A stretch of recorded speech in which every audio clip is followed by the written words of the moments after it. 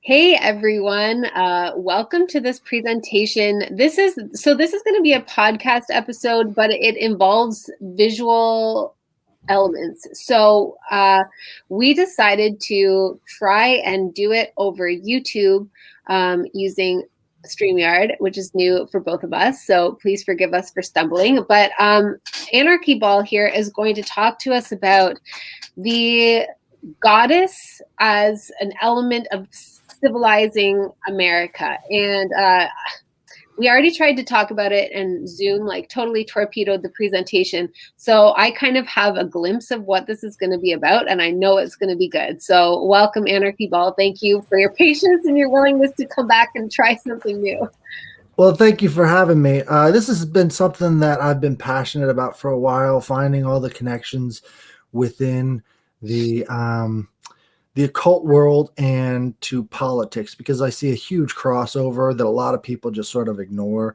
There's so much religion and politics that people don't understand. And I think it comes from the fact that there are many elements to a religion and to a body politic that kind of overlap and create ulterior motives that you wouldn't be able to see right off the bat.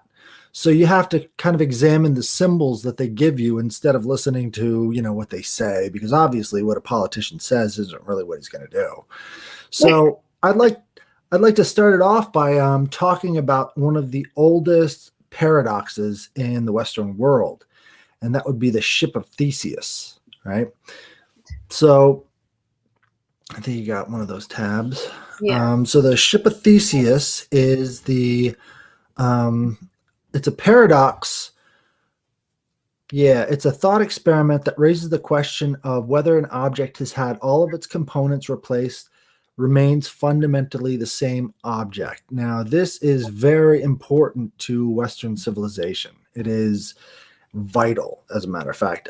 If you look at all of the works of Plato and all the rest of this, is built upon the idea of these identifying factors of certain things. And the Platonic philosophers talked about the world of forms and the absolute form of a thing. And what they're talking about with the Ship of Theseus is, if you have a ship and you've replaced all of the boards on that ship, is it still the same ship? Now, that's a very important concept, especially for humans, because as we get older, our cells die, we grow up, we have different things happen to us. Are we fundamentally the same person over time? Mm-hmm. And what I'd like to talk about specifically is the Ship of Theseus when it comes to the gods and goddesses, right? So back in the Greek days and the Roman days, they would have cults of state, and these different deities would provide certain managing, or I guess you would call it esprit de corps elements to society. So, during certain times of the year, that's when these certain gods and goddesses would reign. And then you would have, a good harvest based off of the energies from that god or goddess, right? And over time, these religions would change a lot, right? And one of the first ones that I'd like to talk about is Diana Nemerensus. And so keep in mind the Ship of Theseus and how important it is to this whole thing, because what you have when you start off with the idea of kings and queens, right? You have to have a religious basis for it. You can't just say, well, I'm the king, right? You have to do something to become the king. You have to do something to become the queen. There has to be a ritual involved, and all monarchy is highly involved in ritual. Now, in the case of pre-Roman Italy, what they had in a certain part of Italy close to Rome is they had the Diana Nemerensis ritual, right? And what would happen is an escaped slave would run to this lake, or it's called Lake Nemi, where they had this grove of trees. He would climb up this one tree and pull the golden bough, which is like one of the top branches off, so that he could challenge the current ruling king, right? Now, Lake Nemi is important because they called it Diana's reflection, and this whole area was ruled by Diana. This was like her holy site, right? Now, Diana was very important to the Romans when it came to conquering nature, right? She was kind of a natural goddess. You see a lot of moon elements with it, but at the same time, she was also a very civilizing factor, right? So she was, god of hearth and home and the goddess of the wild, right? So these two kind of conflicting things were happening here at Lake Nemi is once that slave would challenge the current sitting king of the grove, when he killed that king, he would become king. And this is sort of like one of the fundamental mythologies of the Western world. You see it a lot in Greek mythology as well. Once you kill the king, you become the king. And it was very important back then to the Romans because it showed a certain amount of strength and ability that would allow you to be a better leader than everybody else. So this was sort of a human sacrifice ritual. The old king had to die so that a new king could take over. And in doing so, he brought fertility and strength back to the region. So I have a question for you. Is an escaped slave that becomes the new king, or the escaped slave is part of the ritual? Okay, that's interesting. So it wasn't a lineage that was handed down through a bloodline. It was through this ritual that you're talking about. Exactly. This was not a bloodline lineage, but even bloodline lineages all start out with a certain ritual element to it. So this one was very important because it gave rise to the idea of the Roman Republic, right? Later on, you had the idea of Romulus and Remus. And when I think it was Romulus killed his brother, that's when Rome was started. And they were raised by wolves. Wolves being a sign of the wilderness, the mother wolf being Diana, right? So you had these elements over and over again where the wild became the strength for the civilized world, right? So you would draw your strength from these wild symbols. And the female, the goddess aspect was like the fertility of the earth. It's here. Come take it. That's what Diana's telling people. It's like the wealth you want, the strength you want is here. Just come take it. Let's do this, right? And that's sort of what happened. So escaped slaves would run to Lake Nemi so that they could challenge the king and take their spot as king. And, it was a human sacrifice. That king, once that king died, that's what's supposed to happen, right? This is the natural order of things. You kill the king, you become the king, everything is right with the world again. Once a king grows too tyrannical, well, you want another escaped slave to come in there and take care of the tyrant. So this is one of the bases for Rome, and Rome is very influential, right?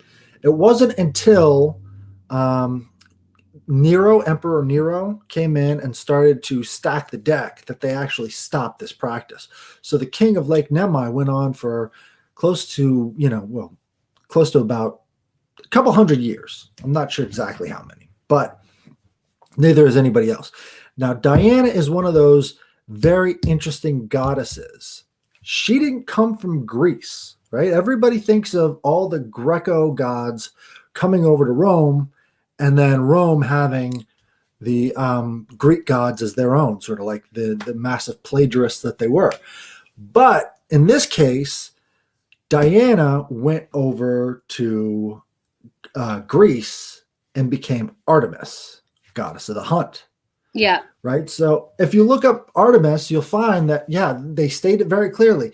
It wasn't a thing until Diana Nemerensus, this idea of the triple goddess of the lake, transferred on over to Greece that it became Artemis. Artemis was hugely influential. They had temples to Artemis all over the place. She was very loved by the Greeks. Now, later on, the idea of Artemis got transformed, right? And so, if you see, you've got the wild elements and you've got the civilizing elements, right? Wild, civilized. And again, the moon, chastity, all of these things, it's like to survive in the wild, you have to be disciplined. It's the idea of disciplined freedom. This is the very civilizing element of the goddess in this case. So after Diana goes over to Greece and becomes Artemis, it makes its way back to Rome as something else, because the Greeks made Diana their own, and then the Romans liked what the Greeks had done with it, and it came back over again as Eleutheria, right? So if you look up Eleutheria, you'll find that this is the later stage of Artemis. And Eleutheria is not well known by anybody except if you're like studying, the gods and goddesses.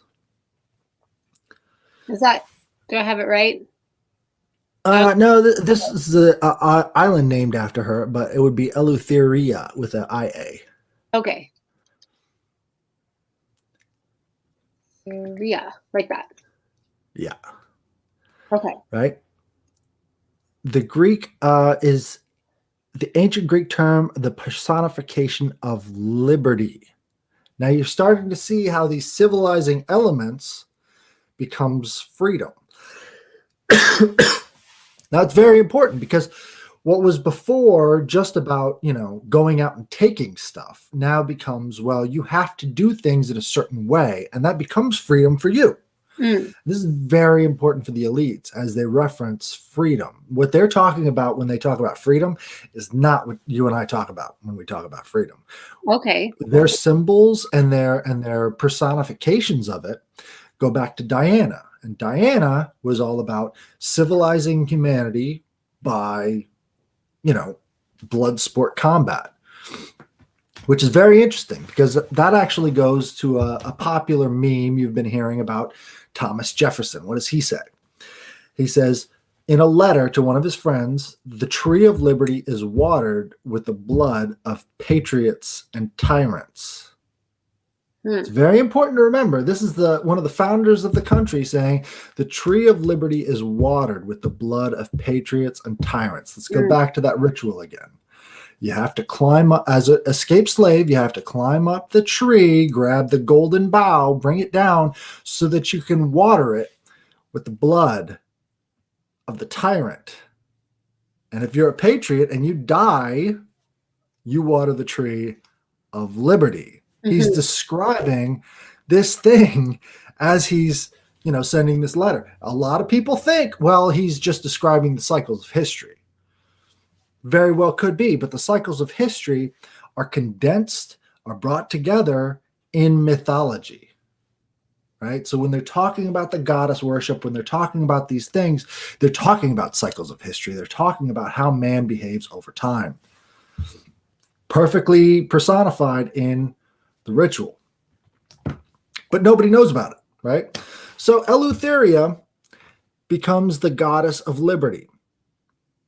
Not very many modern interpretations, not very many citations. But look up Libertas. Libertas because the Roman goddess equivalent of Eleutheria. Here we go. Latin for liberty or freedom. It's the very first personification of pure liberty, Lady Liberty. All these ideas come out of Libertas, and it's right there. Sometimes appears in the form of the imperial period. Nature's here, come take it. You have the freedom to come and subjugate. It's not exactly what we think of as freedom, but it's right there. Right. Now, Libertas then is transferred over to the Masons, because the Masons keep, the Freemasons keep the idea of the pantheon as sort of innate in humanity, right? So the Freemasons, one of their tenets is that they're deists, right? So that means you can worship any god you want to, just as long as it's a god. That's what deism means to them. It doesn't mean that they're based on Christianity. Not at all, right? And we'll see that in their architecture, because the Freemason architecture is Washington, D.C. It was made by Freemasons. It was made for Freemasonry. And what you see in the architecture of Washington, D.C., which we'll talk about the name real quick, it's called District of Columbia. Now, it's named after Christopher Columbus, but they turned the name Columbus into a female and they called it Columbia. District of Columbia. Now, we got to go back to the Diana and Nemerensus ritual to understand why they called it Columbia, because it doesn't make any sense. Why would you take a man, turn him into a woman, and then name a place after him? Especially for the 17 and 1800s. Doesn't make a lot of sense. Like, we're told back then they hated women and kept them in their place. Actually, it was much worse in the Roman and Greek period. If you see all the gods and goddesses, but in Greece, the way they treated women was deplorable. The way they treated women in Rome was terrible. But they said, the female energy has a certain place in male-run society. That's why they kept them. It wasn't that they were more accepting of females themselves, but they respected the feminine energy. That's the reproductive energy. And they wanted to keep that reproductive energy to keep society moving forward. And if you remember the Ship of Theseus, you have to think about the pantheon as that Ship of Theseus. They would take the gods and the goddesses that they wanted to keep the ship of society moving forward.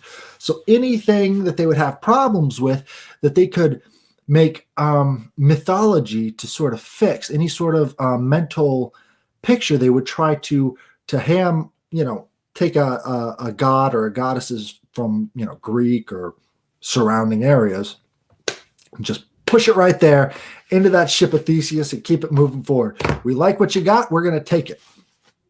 And then you see that transfer over to Great Britain, right? They take everything they want from Rome and they transfer it over, and they've got a new pantheon. They don't have to call it a pantheon. It's in all of their architecture. In Great Britain, they had the rise of the Freemasons, right?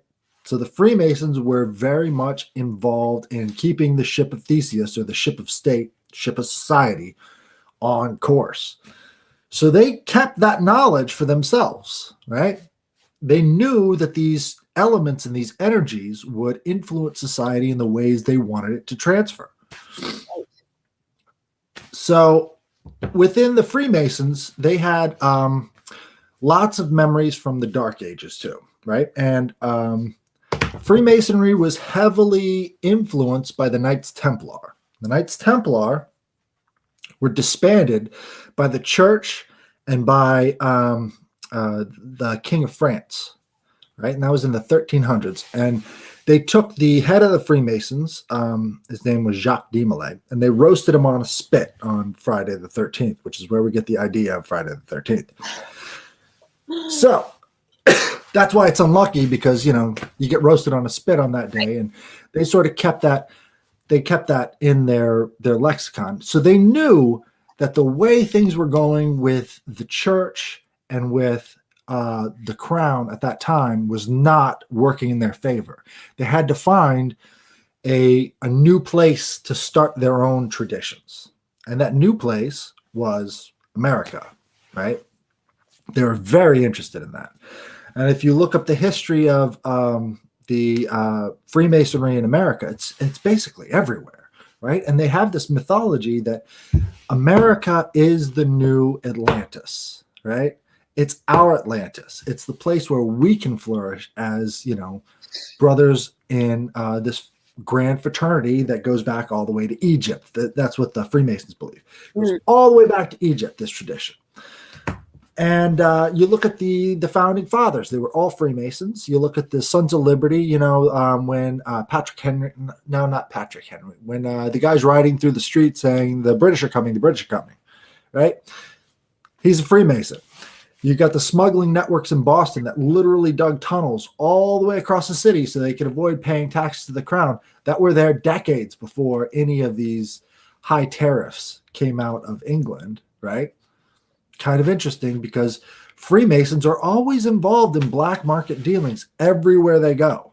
Everywhere. That's the one thing you could say about Freemasons. Anywhere they land, you have smuggling, massive amounts of smuggling. They tell you that taxes are the price we pay for a civilized society. That's what they tell all of us. In the meantime, the people who are founding that society are smuggling things under the deck so that they can, cut a little bit off of the taxes they pay. Right. To me, that's admirable. I'm an anarchist. I think that's a wonderful thing. I think more people should do that. Stop paying taxes. Just stop. Okay? Figure out a way to do it, but stop. It's not good for you. The Ship of Theseus is cracked. It's sitting on the reef. Everybody can see it. We've got Joe Biden as president in Washington, D.C. The guy's completely insane. You have to stop. You have to build for yourself because the Ship of Theseus has run aground, right? So what happens when they come over to the United States? Well, they have to find a proper place to build this new Atlantis, right? This new Atlantis is their one goal. And if you could switch over to that Google Maps view of Washington, D.C., yeah, you'll see what I'm talking about here. It takes a lot to sort of tease out these details because they don't want to talk about it, but it's right there in their architecture. Right? So here we have Washington, D.C., and if you notice, it would make a perfect diamond shape if it weren't for the fact that you've got Virginia down here on the southwestern end that doesn't seem to fit. But again, Ship of Theseus idea, it was supposed to. Arlington and all the rest of that down to the southwest was all supposed to be in DC, and it was supposed to make the perfect diamond shape, right? And if you've ever been in a Freemasonic temple, you notice on the floor, you've got the checkerboard, right? The checkerboard is their symbol, all checkerboard tiled floors, right? That's what they were going for here. So if you zoom in to the Capitol building, right. This one right here? Yeah, United States Capitol. Come on in there. You'll see the owl as you come in. The owl is sort of facing. Sure do. You see that? Yep. Now that owl is the symbol of, what's her name? Artemis, right? Symbol of Artemis right there. Goddess of the moon. Sees in the dark.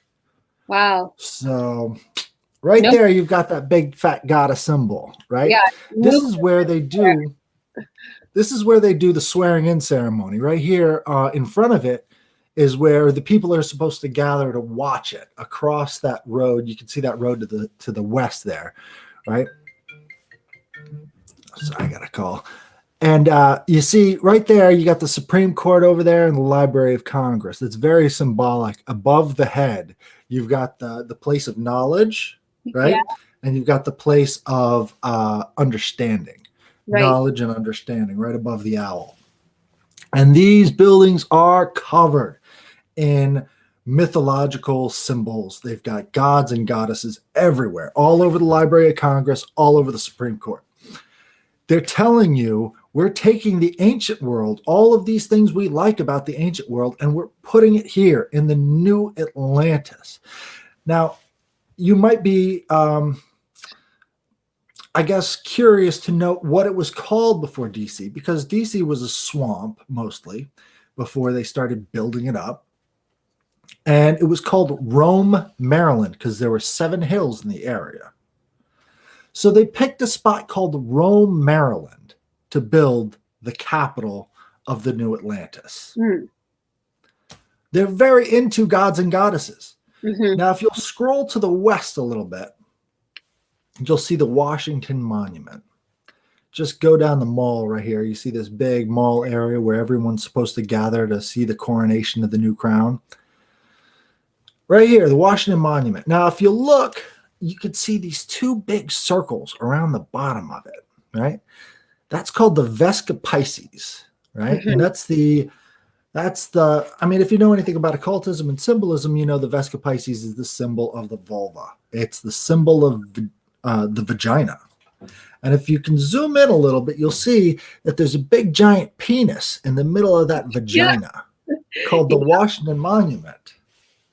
Now, what kind of a Christian nation has a sex magic ritual in the holiest of holy places, right? Now, if you go back to the story of Isis and Osiris, you know that Osiris was cut up into 13 pieces, 13 colonies, by his brother Set, and Isis found all of the pieces and was reassembling them except for one. She had to make that out of stone, which was his penis or his phallus. And the Freemasons call themselves Sons of the Widow, right? Because Isis had a husband, Osiris, who died, that she reassembled so that she could impregnate herself with the phallus symbol. Now, the Freemasons call themselves Sons of the Widow. They believe themselves to be like Horus, their son, because they trace their lineage all the way back to Egypt. Now, if you'll scroll north from there a little bit, you'll see the White House. All right, there's the ellipse, and there's the White House. Now, if you scroll out and get a bigger picture from the White House, you're going to start to see this big old pentagram that stops. All right, you see those two roads, how they come straight into the White House right above? Keep scrolling out. You'll see it more and more as it comes up. There you go. You see there's a pentagram that stops at the White House. Do you mean this one? Yeah, that's the one. Okay. All the roads don't touch each other. Right. But they're all pointing in the same direction. It's all the same angle and degrees. Right? That's not actually a pentagram. If you keep scrolling out, okay, you'll see that those circles, DuPont circle, Logan circle, a little bit closer in. There's more circles that go along with it. All right? There's more circles coming up and down through there, and it actually makes a Kabbalah tree. Okay. So got to keep going up, circle, I think. Logan circle. And a couple more up there. I'd have to find the original, but there's several more circles going all the way up, and those are the sephira of the Kabbalah tree. And it actually makes a much bigger picture, but it's not complete. None of the stuff you see in DC is complete, which, if you know about magic, you know about the Black Mass, right? Yeah. The Black Mass is the Mass said in reverse, right? So how many pieces of this Ship of Theseus magical ritual that is DC have to be taken out before it's completely perverted into a complete opposite of what they were going for, which was the New Atlantis? How many boards have to be kicked out of the ship before it completely sinks? Right. These are important questions to keep in mind. So back to the Capitol building, the statue, if you could look up the Statue of Freedom on top of the Capitol building. Better refine Capitol. Too far. It's over to the west a little bit. Yeah. Okay. Right now, if you could go to Google and look up Statue of Freedom Capitol building. Okay. You'll find they built the Statue of Freedom to mimic Diana, only they didn't call it Diana. They call it the Statue of Freedom because it's a little bit too obvious to the regular old normie population who are all Christians that they're not really Christians by how they build these things. Now, it was finished in 1863, which is very important to note because the head of the Confederate States of America, Jefferson Davis, opposed something about this statue, right? Now, if you look at the statue itself, you'll see that it's got this weird eagle headdress, right? An eagle is a symbol of the wild, and you see that the shawl that's over it is sort of a Native American style. But if you compare this to any of the images of Diana, you'll notice that the weapon is there, the wild is there, and the weapon and the wild together bring in this civilizing element. Now, we're talking about District of Columbia again. Now, we have to go back to the Nemerensus ritual to understand that name. After the king has been slayed by the new slave, right, he dedicates the region to Diana. Right? So after he's slain, it is ritualistically important for the new king to dedicate the whole area to Diana. He makes the district into the District of Diana, the District of Columbia. So every time we get a new president, right in front of this statue, you've got a new runaway slave or a free man becoming king, and the old king is ritualistically slain by being voted out of office. Now, these people we don't need to have a president. That's not really necessary. We've got several other parliamentary situations where you don't really need, I mean, you got a speaker, maybe a guy who schedules things, but you don't really need that prime minister figure unless you want to have direct control over the society. And that's really what the presidents represent. Now, Jefferson Davis got pissed off because originally this Ship of Theseus, the freedom statue, was supposed to have a hat on called the Liberty Cap, and the Liberty Cap was worn by a runaway slave. A freed slave wears the Liberty Cap in deference to the several people who have had slavery imposed on them in the past. And if you go back to the original founding of the country, the way that they would organize themselves, the revolutionaries, they would put a Liberty Cap on a big wooden pole and everybody would gather around it, sort of like a symbol of freedom. Well, they put the Liberty Cap on top of this statue, and it becomes a little bit too obvious what's going on here. Not to Jefferson Davis. Jefferson Davis was just thinking about these Northerners trying to free his slaves. But really what they're talking about is the slave becoming king, the free man becoming king, the new Atlantean ideal. So they changed things about these statues and about the Washington Monument as they go along, right? The way that they're originally designed. Oh, yeah. Liberty caps are also a magic mushroom that will get you high. But what you want to do if you want to look up the Liberty cap, yeah, there you go. Liberty hat. Right. Okay. Here we go. And so you'll see these in the French Revolution. You'll see these all over the place. Now, it's really funny that Liberty caps are out there as being this thing, and they kind of look like the mushroom head. Yeah. Now, Liberty caps, in terms of the psilocybin mushrooms, grow in England, right? They grow in conditions of wilderness. You cannot, it's very hard to cultivate Liberty caps, right? Kind of a symbol of liberty, right?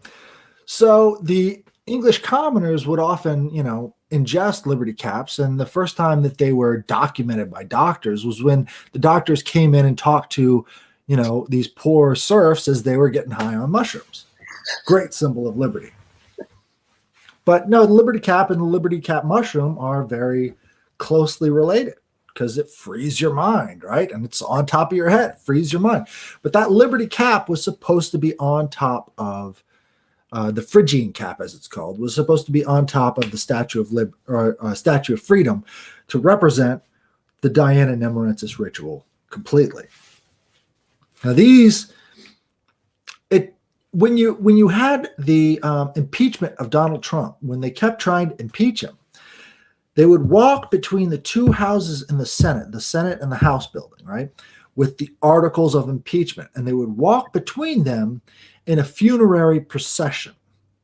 They wanted to kill the old king so that a new king could take its place, so that the ship of state could have the fertility of having that human sacrifice of the king, and so that they could proceed forward. Now, I would be much happier if they kept the ritual intact and presidents actually had to kill each other to take the office. A true answer. Right. It would be so much more revealing, but instead they chose to have a mock human sacrifice instead of an actual one to sort of preserve the legacy of these gods and goddesses in our current society. And I don't see a lot of people talking about this on conspiracy channels, but I think it's important enough that people should know what's going on when it comes to these civic religions. It is a religion, right? I want you to look up something else for me. Okay. It's called the Apotheosis of Washington. And this is very revealing. Apotheosis of Washington.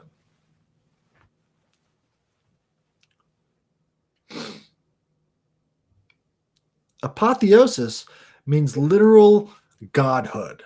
They've got this on the rotunda basement right?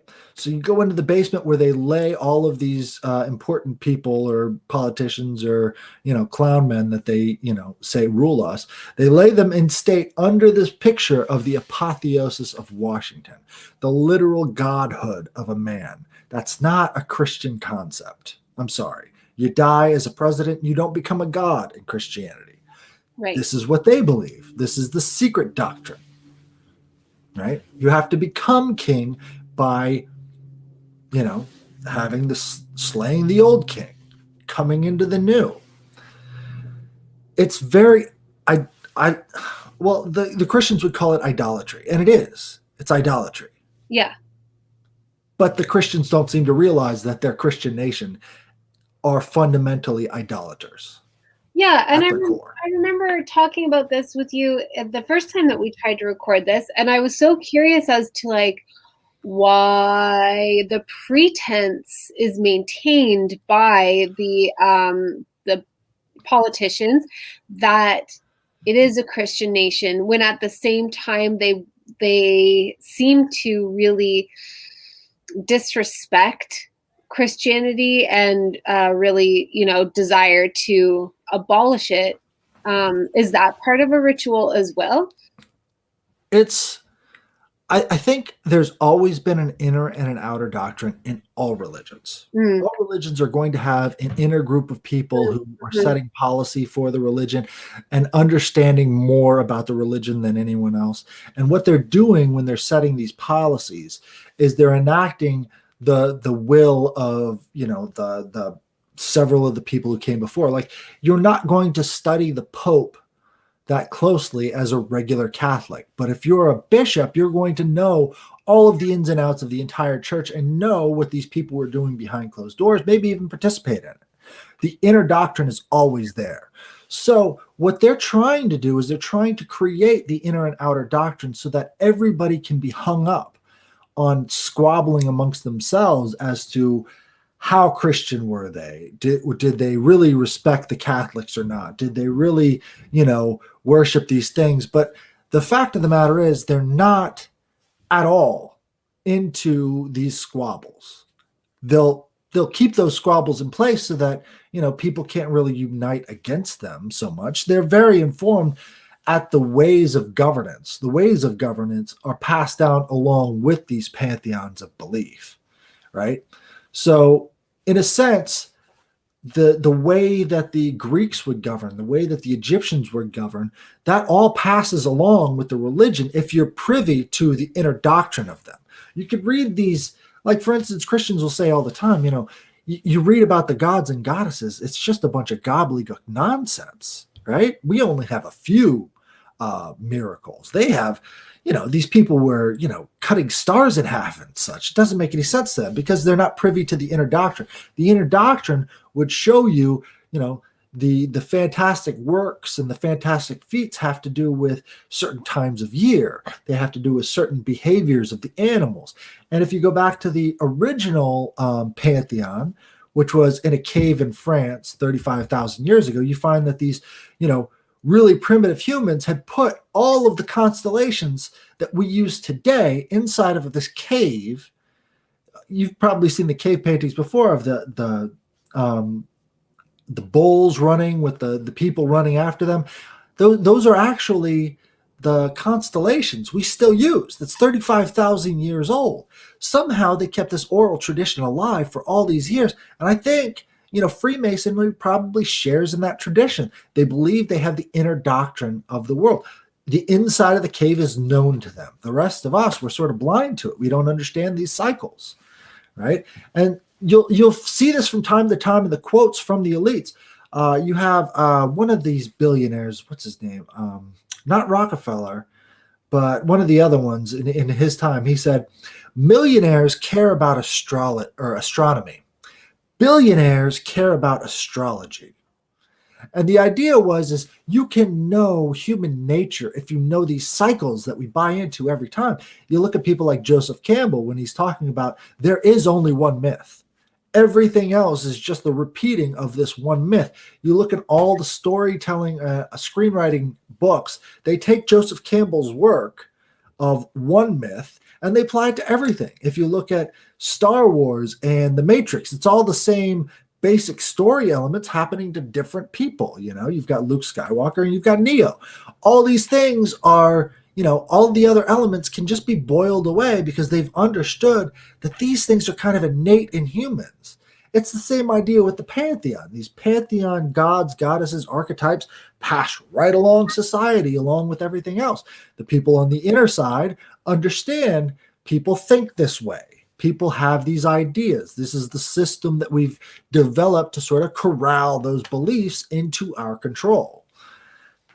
And here we are with Joe Biden as the undisputed victor of this runaway slave contest. And do you think that's why they tried to impeach Trump twice, is because they knew that he was going to win the vote, and therefore, by all accounts that I understand, and therefore he wasn't actually going to be a slain tyrant, and so they were trying to. I think it's a little bit more complicated than that. I don't believe that the people who are practicing these rituals as political icons actually understand what they're doing. They're just sort of going through the motions of it, sort of like a Christmas and Easter Christian. You go through the motions of it. Right. So when they get extremely pissed off, right, they're going to re-invoke the old ways, right? And the old ways are the ways of getting the president out. And they might not understand it themselves, but they know that these rituals have power. So they're going to try and use these rituals whenever they get extremely pissed off, which that shouldn't give you any hope for the future, because these people don't know what they're doing in terms of, the practical elements of governing. They're just following the rituals, hollow as it may be, right? Really, what runs things is threats. And, the ritual aspect is for the rest of us who think that this is what democracy is. Democracy is ritual. Democracy is actually threats and violence and war. That's democracy is war by other means, right? But we all believe in the ritual of it, right? So once one person assumes power, the reason why the other side isn't as loud is because it's well known among the people who have a modicum of power that if you speak up, you're killed. Donald Trump was not good at wielding that power, right? You have to make, peace with your enemies visibly. Joe Biden says he wants unity, as he's sicking the FBI on half the country and trying to round up his political opponents. It's very obvious what he's doing. He's much better at this concept of power than Donald Trump was, because he's got more people who are more ruthless, who know how to wield that power. Donald Trump was just always a figurehead, always a hollow shell, a hollow suit. And they didn't like that, right? You have to have a strong person, or else the whole Ship of Theseus falls apart. You have to have somebody with the hammer, driving in those nails, right? Because it is a Ship of Theseus. It's being replaced every year with new bureaucrats and new politicians, and there has to be something to hold this thing together. And if you've got a hollow suit up there who doesn't know how to wield power, it could very well be anybody. They talk about Russiagate because they're afraid that somebody like Russia could just come in and say, look, I can help you with your problems. I can be the strong man that you aren't. That's one of their biggest fears. Even though it was all made up, they were afraid that could happen because they didn't like him and he didn't know what he was doing. Okay, so as simple as that, really. So if you based on your observation believe that the politicians that are running things today don't like, I like that analogy you use, like the Christmas and Easter Christians, like you're just going through the motions, you don't understand the deeper symbolic meaning behind everything. Who do you think does understand it to maintain this? Do you think anybody does? The Freemasons have always maintained a presence in Washington, D.C. We've had several 33rd degree Masons as presidents, right? All of the buildings are made in the representation of the Freemasonic way of doing things. I mean, you look at, they've still got the cornerstones from these different buildings as they've built them as venerated sites. You have, tour guides saying, this is the cornerstone. This is the holy place of this building. That's a Freemasonic concept, right? So you've got the Masonic. If you look up the Masonic library in DC, it's right on S Street, right? It's got all of the symbols right there, and the Masons who are in charge of that, they would like to get in charge of this Ship of Theseus, right? But I don't think any of these politicians want to have anything to do with them because they're creepy, they're old, and they're crazy. You know, I mean, they don't really have a place in today's DC. What do these rituals have to do with anything? They wouldn't understand it unless it came from somebody who's a contemporary of theirs. They're generations outside of this picture, right? You know, and you have a lot of people who are inducted into these Freemasonic offshoots, like the Bohemian Grove, for instance, right? Where they've got ritual abuse and ritual sacrifice going on in front of these crowds of people. And they're all into it. But I very much doubt any of them actually have a deeper understanding of what they're participating in. They're just like, we're into having power. Having power is what this religion is all about. You know, when if you go back 35,000 years ago, you find that it's about the cycles. It's not just about power. It's about living in harmony with nature. It's about finding the right time to go out and hunt, right? These people don't want to hear any of that stuff. They just want to have power. They want this to be a religion of power. The inner doctrine has become that. It's not about having balance at all. And we see that every day in our lives dealing with the government. I mean, they locked everybody in their homes for a year worldwide. That's insane. They're going to lose power. It's going to crumble on them, just like the same way it did in the Roman times. And they don't know it because they think that the religion is all about power. Right. And it's not. It's about balance. So, okay, that's so interesting because I feel like I haven't gotten deep into this myself, mostly because I'm not a researcher. But I have heard or come across different sources that talk about, you know, certain timed events, and I'm terrible at remembering these things, but events timed with the spring equinox, for example, like political events. So it seems to me like somebody knows. Like I agree with you, and I can really see how that makes sense, that actually most of the politicians really probably, you're right, just lust after the basic power, and they're not really deep scholars of what all of this means that they're participating in, but somebody must. Right. And I would say that the people who have figured out how to manage the population in a way that is in accordance with these deeper philosophies would probably be the bureaucrats, right?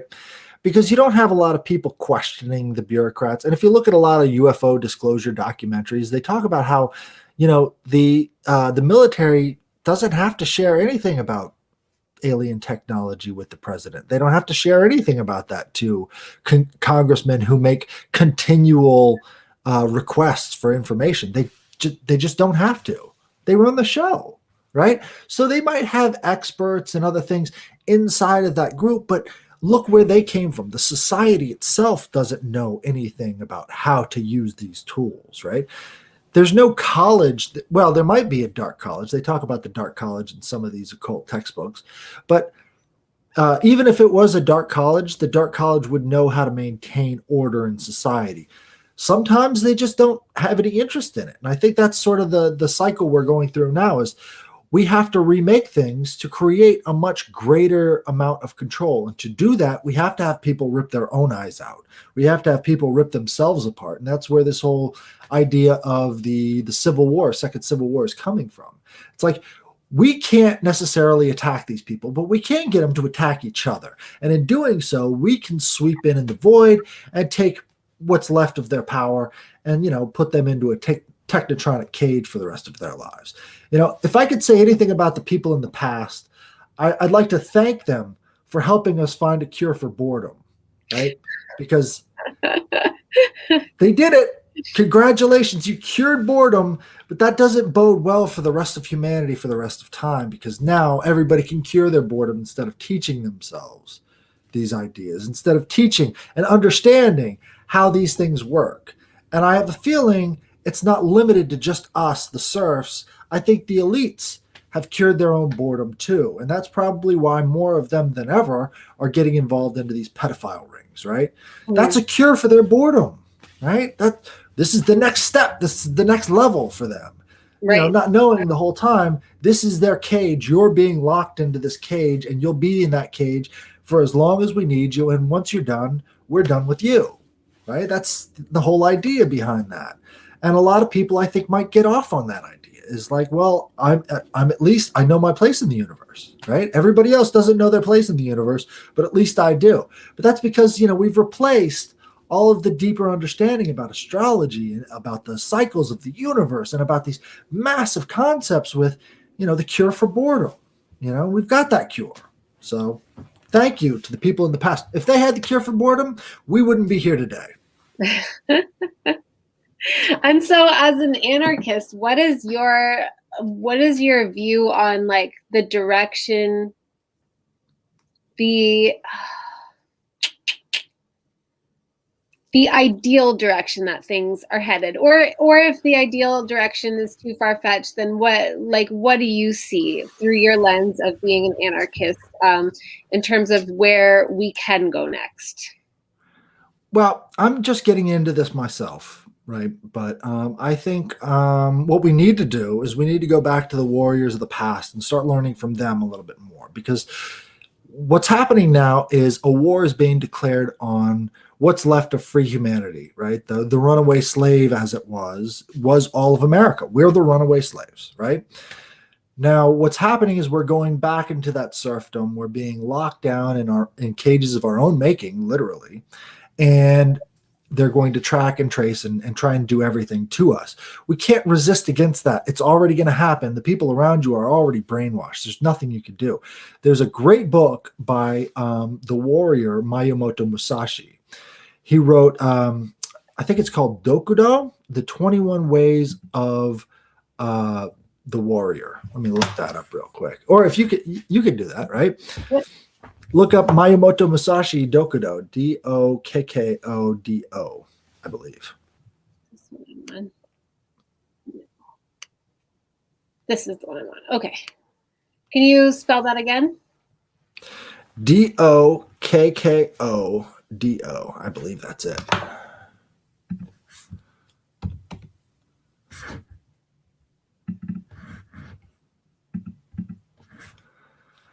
The Path of Aloneness? That's the one, right?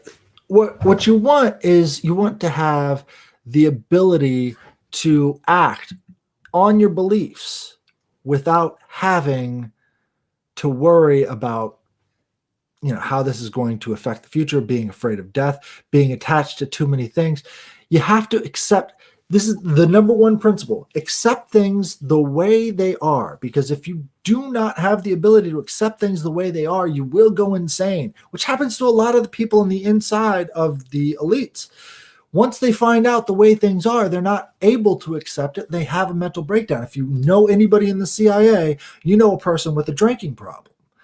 They've seen these things. They've been torn down by them. They don't have the path of aloneness. They don't have a warrior spirit, right? People going along with the system are doing so because they're weak. And we have to accept that. You're weak. We don't want weak people around us if we're going to survive this. So we have to encourage in ourselves a path of strength. We have to encourage in ourselves a path of calm and ease, because if you don't have that ability, you might as well get corralled with the rest of them. So accept things as they are, which means that you have to find the place where you can go, where you will be hassled the least, so you can build the most stuff, right?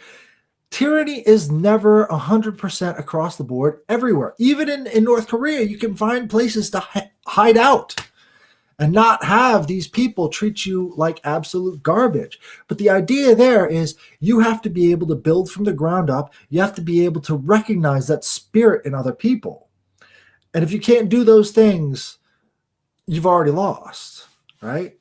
Mm-hmm. So I think the 21 paths to aloneness are the 21 paths we need if we're going to survive this as free humans, right? We have to be able to detach ourselves from all of these physical dependencies that we've developed that society says we need. I mean, look at the vaccine, for instance. It's the ultimate dependency. You have to trust everything about what they've said and take the shot that they made as experimental and might give you problems later on down the road, but it's okay because you'll be accepted by society. You have that ultimate dependence is on the rest of everybody else's opinions about you. Yeah, that's really what it comes down to. Yeah, I view things similarly insofar as like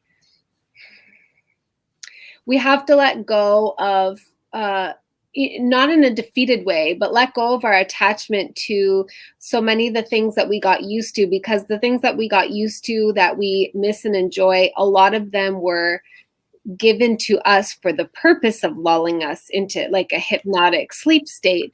And so cures for boredom. Yeah, exactly. So trying to stay attached to keeping that is it's a power leak. Whereas when I read through these 21 precepts, it's like everything is like returning to your own core source of power. And it's not really aloneness in terms of solitude and not, having connection with anyone else. It's aloneness in terms It can be. It can be, right?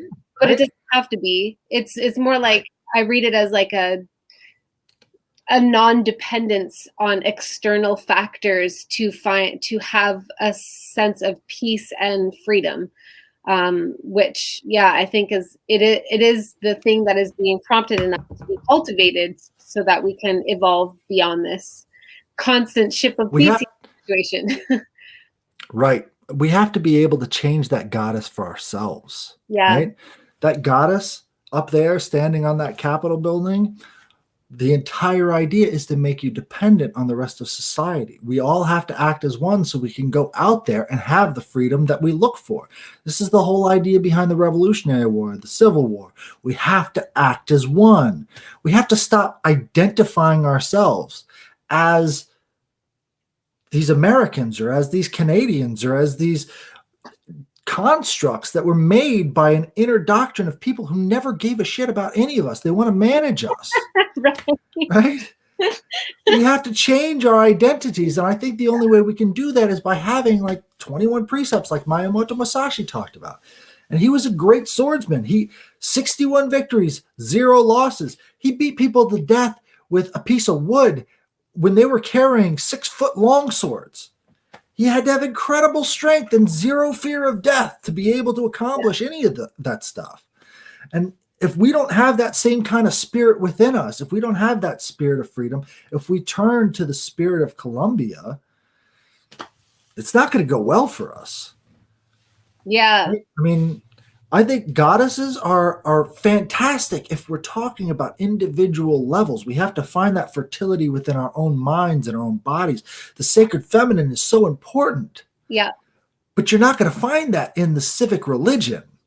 And they put that stuff out there and they use women as a tool to manipulate other women and other men. If you go back to World War I, they took feminists and they said, all right, feminists, go out there and put this white feather on any man who refuses to go into World War I to shame them of not being masculine, for not wanting to go to war for the state. They gladly did it in England, right? Mm-hmm. These are the cycles we're talking about. Toxic femininity is state femininity. And we have to start to separate that, We need to have that individualistic femininity. That's what the original concepts of Diana worship were about. It was about, being in nature. It was about finding the prey and giving thanks for the things that were given by the universe. Yeah. That's always how I understood Diana, was like that wild, like sort of nymph-like, uncapturable spirit of nature, that wild, free spirit of nature. And she was sort of like the guardian of nature, but also the one who, offered humans benevolently like the kill that they needed in order to have food or the resources from nature. It's that reverence for the bounty that exists all around us in the natural world. All religions, no matter what they are, they take the gods high up in the etheric realm and they push them down into the astral realm, and they keep pushing them down and pushing them down and pushing them down until it becomes a man controlling another man. Right? That's what religion is. It takes the etheric concepts and the etheric beauty and personal, identification with these fantastic cosmic beings, and pushes it down into one man controlling another man. Mm-hmm. We got to get away from that. Mm-hmm.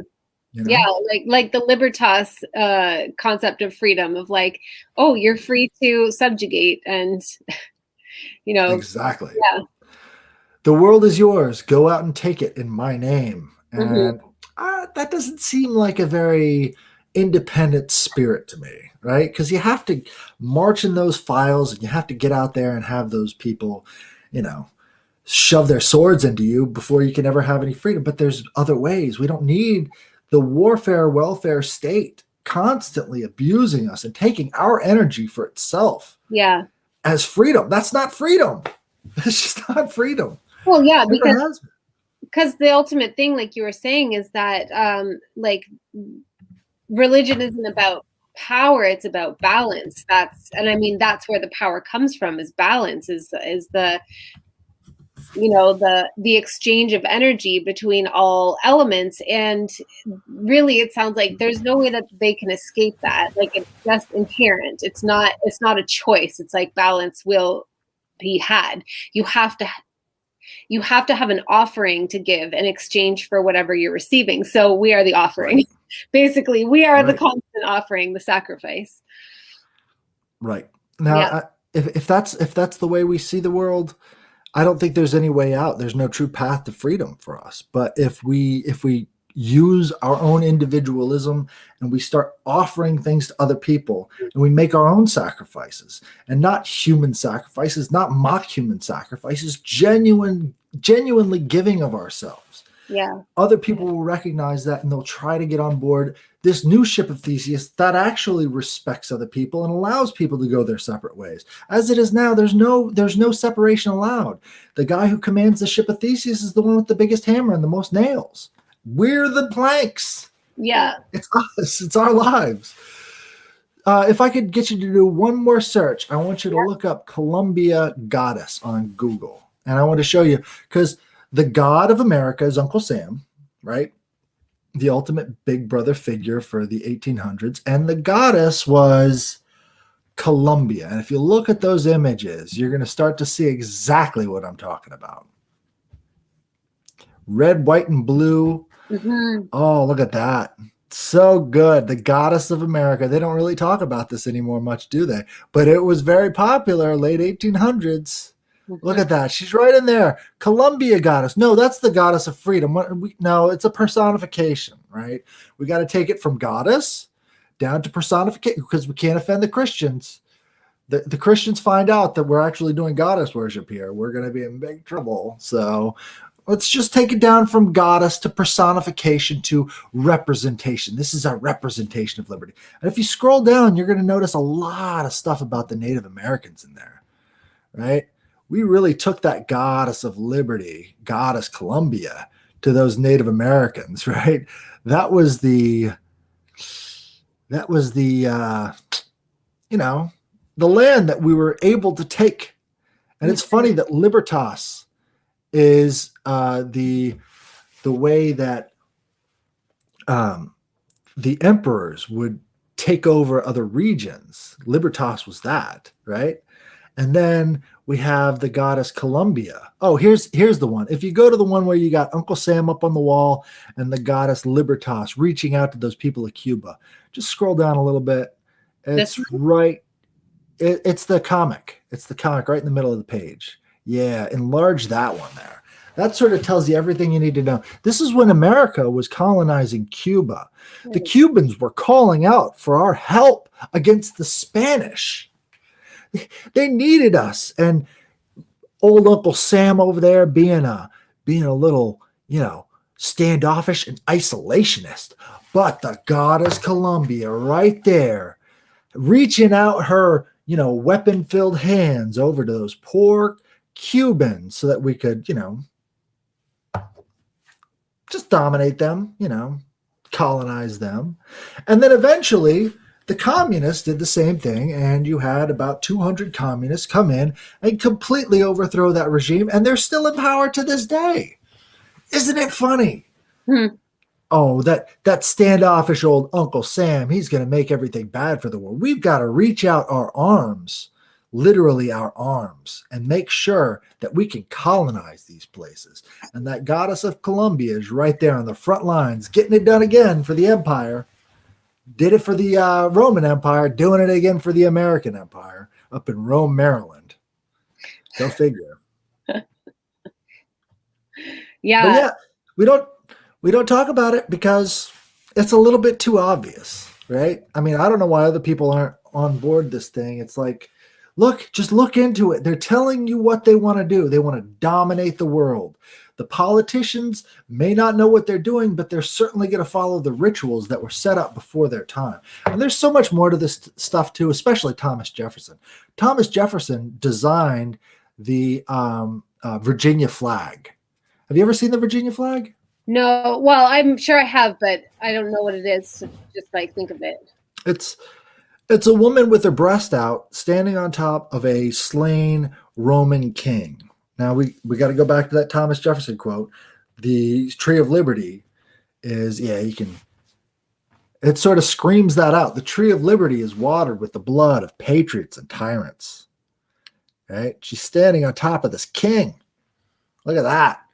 Very, very much into that Nemerensus feel. We think topple the king so we can have freedom. That's not really what they're saying here. What they're saying is we have to continue the cycle of birth, death, renewal so that people can feel like they have some sort of role to play in this Ship of Theseus, right? So there she is. Now, it's very interesting. Thomas Jefferson referred to this goddess, as Virtus. So this was the virtue, is standing atop the slain king. Now, if you'll do me a favor and look up Kali, the goddess from India. Now, a guy as learned as Thomas Jefferson would know about Kali, even in his time. And if you look up Kali, you'll find that she's standing in the exact same position, standing on top of that slain god, right? Mm-hmm. Right there. Right. There you go. Does that remind you of the Virginia flag at all? Mm-hmm. Kind of doing the same thing, right? Well, it's very interesting because the reverse side of that flag, right, is three goddesses standing. If you look at the reverse of the Virginia seal, you'll see that image. It's very revealing.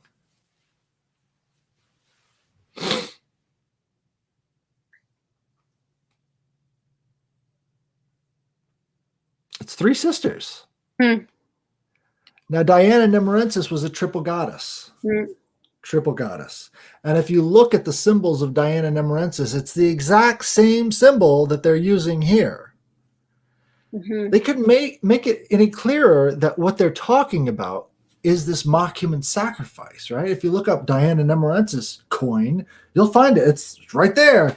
They've got the same coins, the same idea.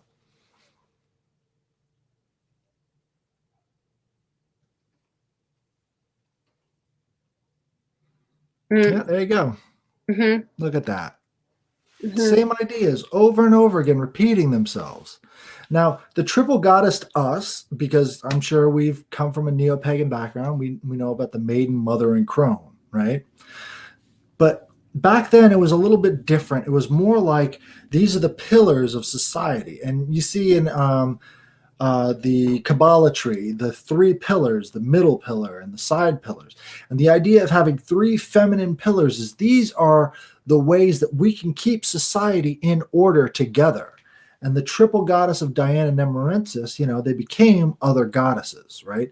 This is the way they spread it around, right? So, later on you had Artemis and these other things, but I think it's very interesting that all of these things come back together. Yeah, it's interesting. It's very sneaky. It's like, it further lends to my feeling that I have to closely examine everything that I take for granted, really, because so much of it is encoded with the intentions and the values of others. And some of it's really obvious and easy to see, but like, this is a really great example that, as you pointed out, it's like completely obvious. But prior to hearing you talk about it, I also was under the false assumption that the United States is founded on Christianity. And I know that's an important part of the belief set of the people who colonized the United States, but the actual political body of the United States clearly is not founded on Christianity. It's what we would call pagan. Well, what it was, if I was going to give a name to the religion, it would be a neoclassical revivalism. It's like a big tent revival for the Greek and Roman gods and goddesses, pantheon revivalism. Now, it doesn't sound that threatening when you put it that way, but when you look at the mountains of dead bodies, it starts to add up. Like, yeah, that's what they like to do in these ancient empires and these modern empires. They like to kill people and get away with it, right? That's what they like to do. Right. Yeah. I mean, that's what they end up doing all the time because they feel that that's how they control the power, right? Yeah. Yeah. But, people like us, we understand it's a balance. You can't put us in these boxes. We know what you're doing. We know how you're doing it. And even people today who may not even know this is what they're doing, you're playing along with it. We know the system. We know the game. Yeah. Right? These things are still happening, whether you like to admit it or not. Yeah. Yeah. So, and that what you were talking about, the rites of spring, is very important too.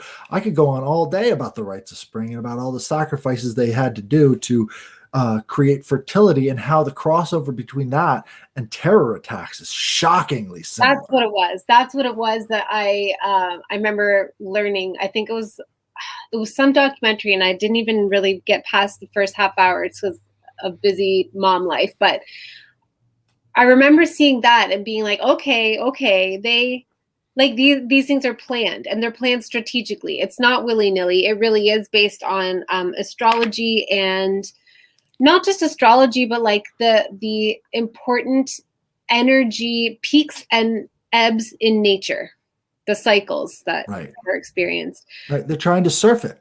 Yeah. They're basically trying to surf the universe on our backs using our bodies.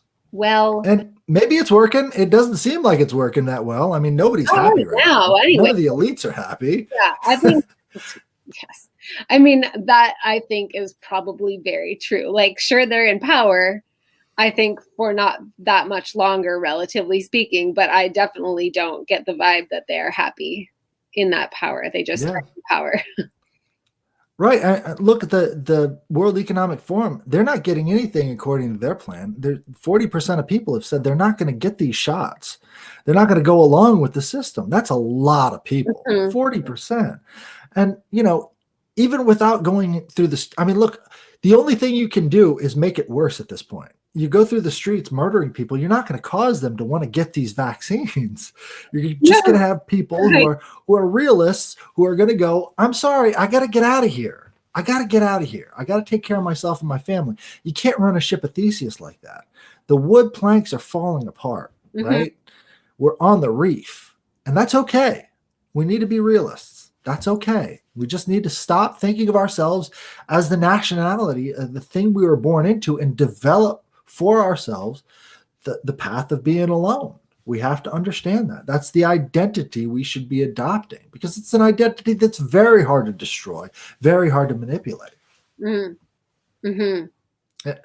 I think if anybody can take anything away from this, look up Miyamoto Musashi's 21 Paths to 21, the Dokudo, I'll call it that. I'm definitely good. I'm going to put it in the comments for a second. I'm definitely going to look more deeply into that myself. This is extremely enlightening. I'm so fascinated. It's so funny to see you present it and be like, oh yeah, wow, you're right. It's totally in our faces. It's very obvious. I didn't see it, but that's Nobody does. I had to teach myself this stuff. I'm fascinated with DC architecture. I'm like, what does this stuff mean? Why do they have a giant obelisk for giant George Washington? What does he have to do with any of this stuff? And you have to keep looking back at all this data, finding tiny pieces here and there, and trying to find how they fit. And unless you do that, you're not really going to know what you're looking at. Well, I appreciate everybody like you who does this, because it's not my natural gift. And so I learn so much from following people who are researchers and who do go down into that rabbit hole and collect the data and piece it all together. My gift is to go into the ethers and grab whatever information is up there. What you got to do is you got to go to the ethers and you got to bring that God and goddess energy down to us, right? They seem to be the ones to be able to use it on all of us through art and architecture and all the rest of the stuff. We need to have inspiration for people like us to do it, you know? Yeah. That's what's been coming through for me. And I know a lot of other people that I've encountered lately, especially since the solstice conjunction on December 21st last year, this like really big uptick in the actual divine masculine and feminine goddess and god archetype energies are coming through really clearly for a lot of channelers. So I think it's, this goes back to January 6th. Right? This goes back to January 6th. Who's the guy who took the podium? Cernunnos. What was Cernunnos doing in the house floor? But you have to look at Cernunnos, the guy wearing the buffalo costume, right? Clear as day that's Cernunnos. And then you got to look at other things of like the big, what's it called? Game stonks. Right? The game stonks where they were taking down all these major institutions just by buying up what they put short sales on. This is all Cernunnos energy, right? And they can't stop it. Look, they're trying to get the FBI to round up QAnons, and they're trying to get the FBI to go after Trump supporters. But it's not an easy sell. Nobody's buying it anymore, right? They don't have the energy on their side. So if we can channel that energy for ourselves, it's ours. It's ours for the taking. Diana even. Yeah, I 100% agree. They don't have the energy on their side. Everything that they try backfires on them. It's just revealing, it's shoving more and more of the energy into the hands of the people. And I agree with you. It's just about harnessing that and moving forward with it. Getting it out there. Mm-hmm. We're all energy transmitters. We are. And if we can channel this energy for ourselves and for our families and for our loved ones, for our communities, everything gets better. This is what changing your attitude is all about. Right? Changing your practices, changing your attitude. That helps the people around you. You're a flower, you're blooming, you're spreading that wonderful smell that other people can harness for themselves. Like, we are energy transmitters. We've got to start transmitting. We can't let this stuff depress us, or else it's all over. We can't rot. We have to grow. Yeah. It's like Sam says, like, you can't be black pill cool guy. Because there's no reason for it, though. It's like, to me, what I genuinely feel, and I've come to deeply trust my intuition, is that there's no reason for it. It doesn't mean things aren't going to get intense. I'm not, being naive and glossing over the reality of the huge transformation we're undergoing. But ultimately, there's no reason to be pessimistic and to just give up. Well, it all has to do with the dissolution of this national identity. Yeah. As long as people are hanging on to this national identity, they're just going to be hanging on to a ship that's sinking in like 2 feet of water. This thing is, a mile wide and an inch deep, and people think that this is the thing that's going to sustain them. We can't think about these national identities anymore. We have to think about our families. We have to think about the faces that actually mean something. We can't keep putting our hands over our hearts and trusting our lives to these imbeciles. Yeah. Right? They're all morons. Why are we doing this to ourselves? Yeah. We have to live for ourselves for a little while. That's what we got to do. We can't have these mutual identities anymore. The American flag, the Statue of Freedom, they don't really mean anything. Yeah. They don't mean anything to you. Yeah. Same. I can speak for Canadians. Same with the Canadian identity. It's completely empty, fabricated, manipulated sense of who you should be to be a good person and proud of yourself in the world. And it actually has nothing to do with any of us individually. Yeah. Right. It really doesn't. And we got to let this identity fall away so that we can find something better. We just do. Yeah. So. Well, thank you so much for this awesome presentation. I'm so stoked that it actually worked today too. Oh, me too. This was great. I think I got all the information I needed to out, and it was just a fantastic time. Thank you so much, Amy. Awesome. It was really great connecting with you. And thank you for those who tuned in to watch live. And I will post this as a podcast sometime in the next probably 8 weeks or so. I'm like stacked to the max with podcasts. It's great, actually. So thank you so much. I hope you have a great day. Thank you for sharing your wisdom with us. Thank you. I'll make sure to spread it around all my people as well. Awesome. Yay. Thank you. All right. Bye, everyone.